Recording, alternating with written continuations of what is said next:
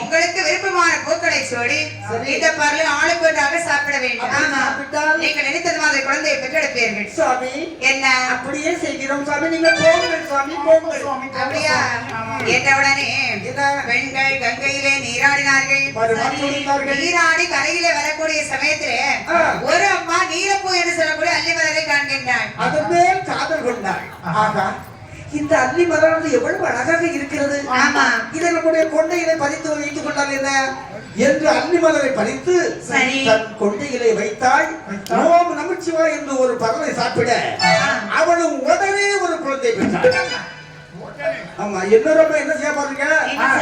அதாவது குமரப்பூன்னு சொல்லக்கூடிய தாமரை மலரை கண்ணிலே கண்டான்.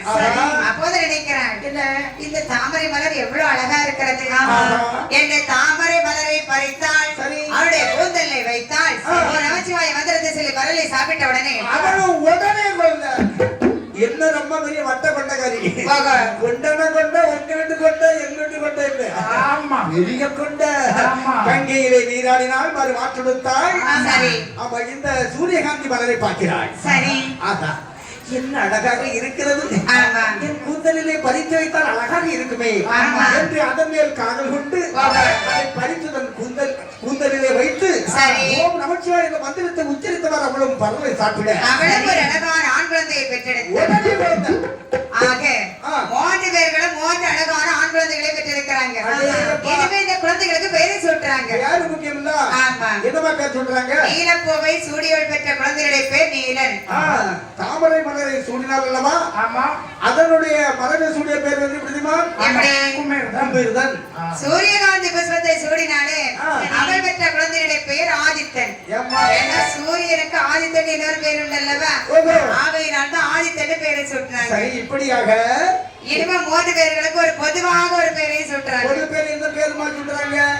அது முக்குராதி, திரிபுராதி என்று பேரை சூட்டி விட்டு அவரு மீதாரு சக்தி பெற்றார். ஆமா, நினைக்கிறார்கள் பெண்கள். என்ன எடி அக்கா, என்ன எடி பிறந்திருப்பது ஆண் குழந்தை இல்ல. உனக்கு கையில எப்படி குழந்தை வருது? எடி எனக்கு பிறந்ததே தெரியாது. உனக்கு ஒவ்வொரு குழந்தையும் பிறக்கிறதுக்கு ஒவ்வொரு தாய்மார் என்ன கஷ்டப்படுறா. இவங்களுக்கு ஒரு வியாதியும் உடனே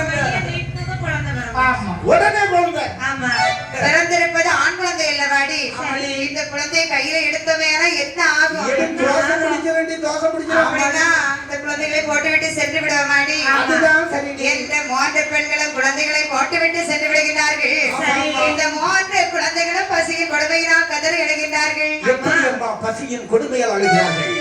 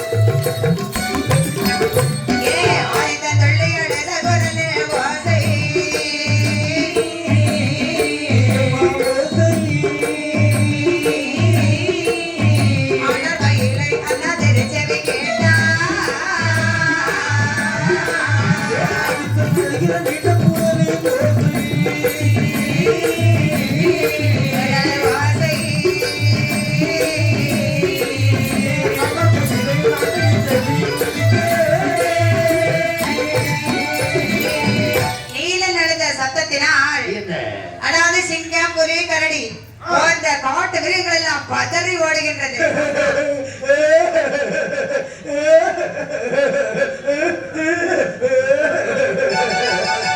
ஆமா, இப்படி எழுதா கொஞ்சம் பயமா தானே ஆமா. பயந்து போயிருக்கு. அறந்துட்டாங்க.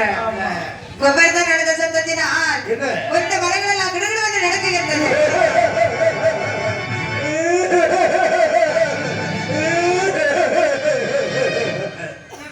அந்த இமேகிரி மலையே நடக்குது. அவ ஏன்னா ஏண்டா? பிள்ளைகளை அடக்க பிள்ளைகள் பத்தியா? ஆமா,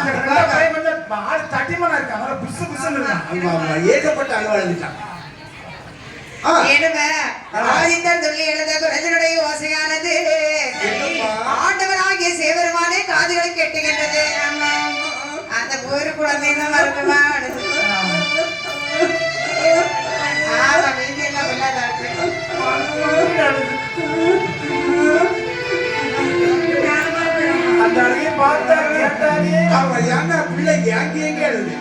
அந்த நேரத்துல பகவான் நந்தி தேவர் அழைத்து சொல்லுகின்றார். நந்தி தேவரே, காட்டிலே 3 அரைக்கு பெண்கள் 3 பிள்ளைகளை பெற்று போட்டு விட்டு வளர்க்காமல் சென்று விட்டார்கள். நீ சென்று அந்த குழந்தைகளை தாளாக்க வேண்டும். அப்படியே செய்கிறேன். என்ற வார்த்தையை காதலை கேட்ட நந்தி தேவர் முப்புற காட்டிற்கு வருகின்றார். அங்கே வந்து பார்க்கக்கூடிய சமயத்திலே 3 பிள்ளைகள் பசியின் கொடுமையினால் கதறி அழுகின்றார்கள். வேதனை வேதனை. இந்த குழந்தையை சிறுவயதிலே போட்டுவிட்டு சென்று விட்டார்கள். இந்த குழந்தைகளுக்கு பால் கொடுத்து வளர்க்க வேண்டும் என்று தேவேந்திரனுடைய சிறவி சிறந்தா மணியனவே சிறவி சிறந்தா மணியனவே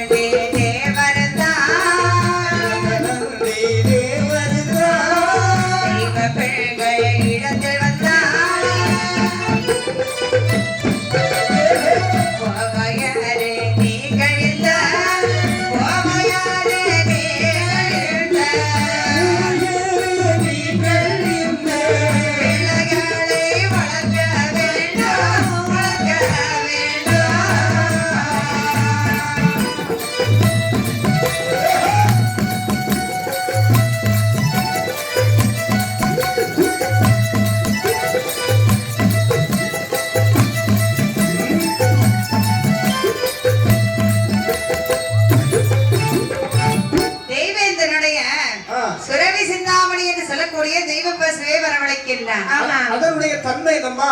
அந்த தன்மை என்ன தெரியுமா? ஒரு நேரத்துல 4 கோட்டை பால் சுரக்குமா. அதாவது ஒரு தனத்திற்கு 1 கோட்டை, 4 தனத்திற்கு 4 கோட்டை பால் சுரக்கும். ஆமா. அந்த பசு ஒன்று பிள்ளைகள் பக்கத்துல வந்து விட்டாரு. சரி. பிள்ளைகளும் பாண்ட குழந்தைகள் குடித்த போதிலும் கூட வயிறு கூட நிரம்பாமல் ஏன்னா தாய் இல்லாத பிள்ளைகளுக்கு வாய் வயிறு பெருசுன்னு சொல்லுவாங்க. ஏன்னா அந்த பிள்ளைகள் பால் காணாம அழுது. ஆமா. ஏன்னா வயிறு வந்து பட்டினி கிடந்து போச்ச வயிறு பத்தியா குடுக்க குடுக்க நிறைய பிள்ளைகள் கதறி எழுந்தார்கள். ஆமா. அப்போது நினைக்கிறார் நந்தி தேவர், இந்த குழந்தைகளை பெற்ற தாய் வந்து பாலூட்டி இல்லாமல் வயிறு நிரம்பாது. தாய்மார்களுக்கு இருக்கிறார்கள் இப்படி பார்த்தார் பார்த்தீங்களா? ஆகாய கங்கையில் நின்று நீராடி கொண்டிருக்கிறார்கள் பெண்கள். பெண்களிடத்தில் வராது முனிவர், அடிய பெண்களே, ஆட்டில் 3 அரைக்கு அதாவது 3 குழந்தைகளை பெற்று போட்டது யாரடி? நாங்கள் 3 பேரும் சுவாமி. நீங்க 3 பேருமா? யார் குழந்தைகளை வளர்க்க போட்டுட்டு வந்துட்டீங்க? என்ன அந்த சமயத்தில் எங்களுக்கு குழந்தை மேல் ஆசையாக இருந்தது. சரி. பெற்றது ஆண் பிள்ளைகள். ஆமா. ஆண் வாடையை இவருக்கு பிடிக்காது. பத்தியல குழந்தைகள் தானடி, நீங்க தானே பெத்தீங்க. பெத்தோம். அது அந்த வேதா மட்டும் போதுமா, வளர்க்க வேண்டாமா? சுவாமி பள்ளி கூட தான் 16 குட்டி போடுது. பெற்ற குழந்தைகளை வளர்க்க வேண்டாம். சுவாமி என்ன நீங்கள் சொல்வது சரிதான் சுவாமி. சொல்றேன் சரிதானே. ஆனால் இருந்த குழந்தைகளை வளர்க்க வேண்டும். நாங்கள் அந்த குழந்தையை தொட்டு வளர்த்தோம் என்றால் எங்க மூவருக்கும் தோஷம் பிடித்து விடும். அப்படியா? ஆகவே தான் நீங்க குழந்தைகளை வளர்த்தே ஆக வேண்டும். சாபம் போட்டு விடுவேன். என்ன சாபம் விட்டு விட்டு விடாதீர்கள் சுவாமி. அப்படி என்றால் இரவு பொழுது இருந்தால் சரி, நாங்கள் பாலமுதம் கொடுத்து கொண்டே இருப்போம். ஓடிடுவோம். அப்படியா? ஆமா. அப்போது நினைக்கின்றார் இந்த நந்திதேவர், ஒரு இரவுக்குள்ளே இந்த குழந்தைகள் பால் குடித்து வளர்த்து விட முடியுமா? என்று 7 வருடத்தை அந்த முப்பர காட்ட வேண்டும் ஒரே இரவாக சபித்தார். இவர்களும் பாலமுதம் கொடுத்து கொண்டே இருந்தார்கள். 7 வருடம் திகைத்தது. கதிரவன் உதயமாகின்றார். அக்கா, என்னோட தந்தை, உனக்கு ஏதாவது தெரியுது? எனக்கு குழந்தையோட கை தெரியுதுடி. உனக்கு? எனக்கு கால் தெரியுது. எனக்கு எல்லாம் தெரியுது. ஓடிடுவோம். ஆமா, இந்த 3 பெண்களை குழந்தைகளை போட்டு விட்டு சென்று விடுகின்றனர். அதாவது இதை அறிந்தார் நந்திதேவர். அவருக்கு தெரியும்.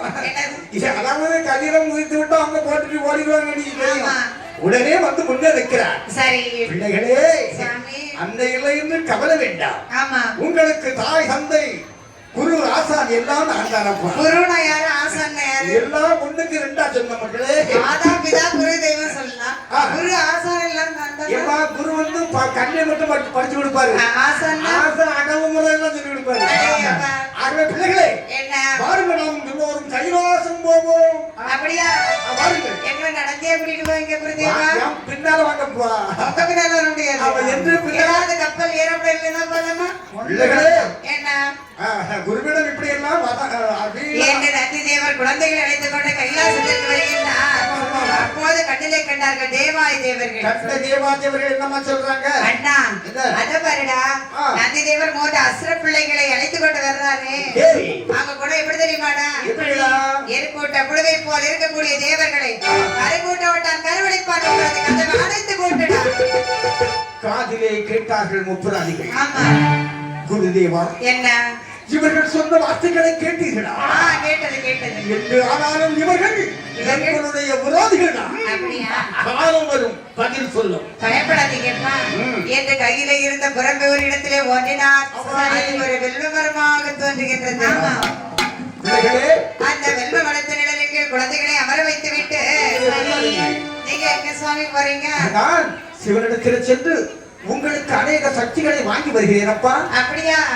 வரும்போது எங்க கடலிட்ட வாங்கிடுவீங்க சுவாமி? உங்களுடைய அறிவு பசியை தீர்ப்பதற்காக எல்லாம் வாங்கி வருவேன். பிள்ளைகளே, எங்களுக்கு டீயும் அவரு சம்சாரம் வாங்கினாங்க சுவாமி. நம்ம தலைவருக்கு தெரியும். பிள்ளைகளே, உடனே வாங்கி தருவார். பூமர் வழக்கம் வாங்கி தருவாங்க. பிள்ளைகளே, டீயோ காப்பியோ வரவில்லை என்று கவலைப்பட வேண்டாம். இதோ சென்று வருகிறேன். மட்டன் வாங்கிக்கிறீங்களா என்று அவர்களை அனுப்பிவிட்டு தேவர் கையிலையில் போகவே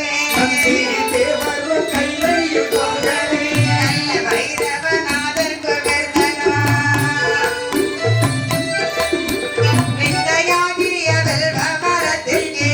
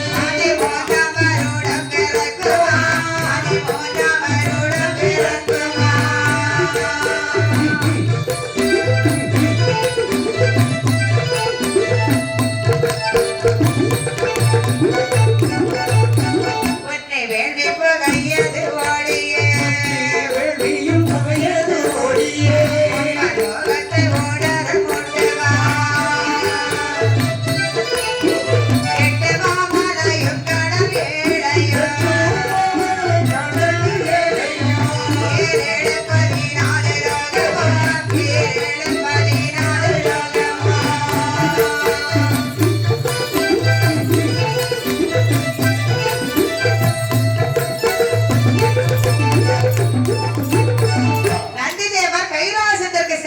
சரி அங்கே சக்தி வீடு சொல்லக்கூடியவர் என்ன செய்யறாரு தெரியுமா? என்னமா செய்கிறார்? அவர் முக்தி அடைவதற்காக ஒரு வேள்வியை மோற்றாரு. ஏன்னா அவருக்கு நடக்க முடியல, வயசாகி விட்டது. ஆமா. இனி நாம் இந்த உலகத்தில் இருக்கக்கூடாது என்று ஒரு வேல் வெட்டி அதிலே வேல் வளர்க்கிறார். அதிலே சந்திரமுனின்னு சொல்லக்கூடியவர் யார் தெரியுமா? சக்தி முனிவருடைய சிசிய பிள்ளை. அவர் நினைக்கிறார், என்ன நினைக்கிறார்? நாம் குருதேவரை இந்த அகிலத்தை விட்டு சென்று விட்டார். ஆமா. நாம் யாருக்காக வாழ்வோம், யாருக்கு தொண்டு செய்வோம், நாம் இருந்து இந்த உலகத்திலே பிரயோஜனம் இல்லை என்று அவருக்கு முன்பதாக முக்தி அடைய வேண்டும் என்பதற்காக சாடிவிட்டார். வேள்வி அணைந்தது ஒரே புகையாக கொட்டியது. இந்த புகையானது கைலாசத்தை நோக்கி செல்கிறது. பார்த்தார் பகவான், பெண்ணை பார்வதி, எங்கிருந்த புகை வந்து கொண்டிருக்கிறது. இந்த புகை எங்கிருந்து வருகிறது என்று பார்த்து புகை அமர்த்தி வாமா என்று சொன்னார். சென்று வருகிறேன். பார்வதி அம்மா புகை வரக்கூடிய திசையை நோக்கி நடந்தாள். வேள்வியின் பக்கத்திலே வரக்கூடிய பார்வதி அம்மா புகை எப்படி அமர்த்துவது என்பது அறியாமல் சுற்றி சுற்றி வர மேலே வேர்வையாக கொட்டுகின்றது. அந்த வேர்வையை வடித்து வேள்வியிலே போட அதை அநேக ஆதிசக்தி தெய்வங்கள் வந்து பிறக்கிறாங்க. யார் யாரெல்லாம் வந்து பிறக்கிறார்கள்?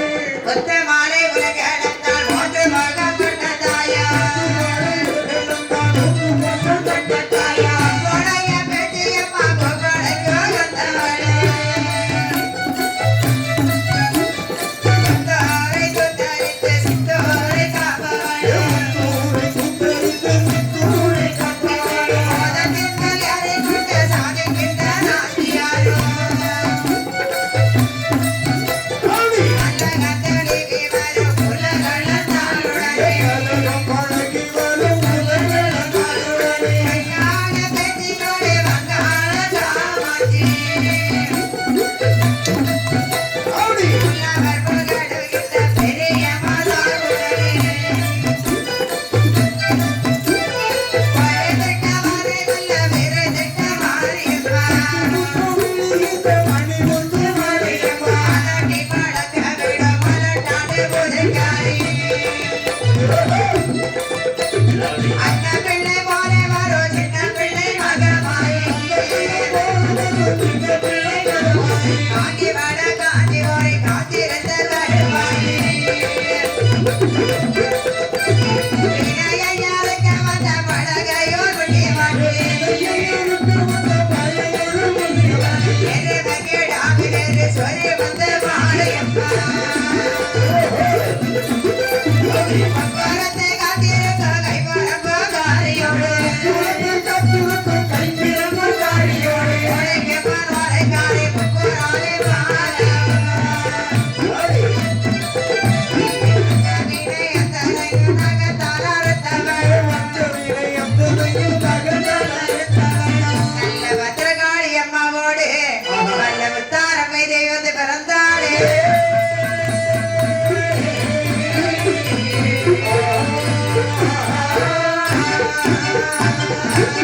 இப்படியாக அன்னை பார்வதியுடைய வியர்வையில் இருந்து கொண்டதே உத்தாரமே அந்த பிறந்தாங்க. இதுல தலைவியம்மா யார் தெரியுமா? இந்த தெற்கு மலர்ந்தலை என்று சொல்லக்கூடிய ஊரிலே அமர்ந்து மக்களுக்கெல்லாம் அனுபவித்துக் கொண்டிருக்கிறார்களே மூன்று கொண்டதே உத்தாரம்மா. இவங்க தான் தலைவியம்மா. ஆமா. எனவே வந்து பத்திரகாளி அம்மை, கருமாரி அம்மை, வெள்ள மாரியம்மை, சின்னமுத்தார் அம்மை, இப்படியாக அஷ்டகாளி 8 பேர்கள் வந்து பிறந்தார்கள். தெய்வ கன்னிப்பெண்கள் குறவேறி விளக்குறாங்க.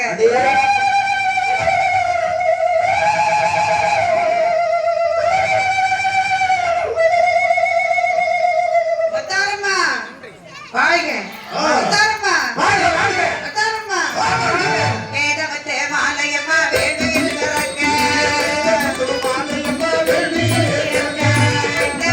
உள்ளவர்கள் வெண்குறவை பாட ஆதிசக்தி கைலாச பேரருளினாலே அதனாரிடமதிலே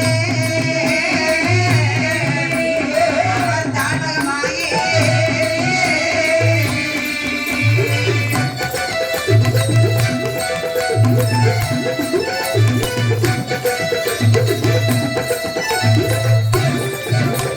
குலகளந்தார் பெரிய மாதா மாலை சொறி முத்தாள்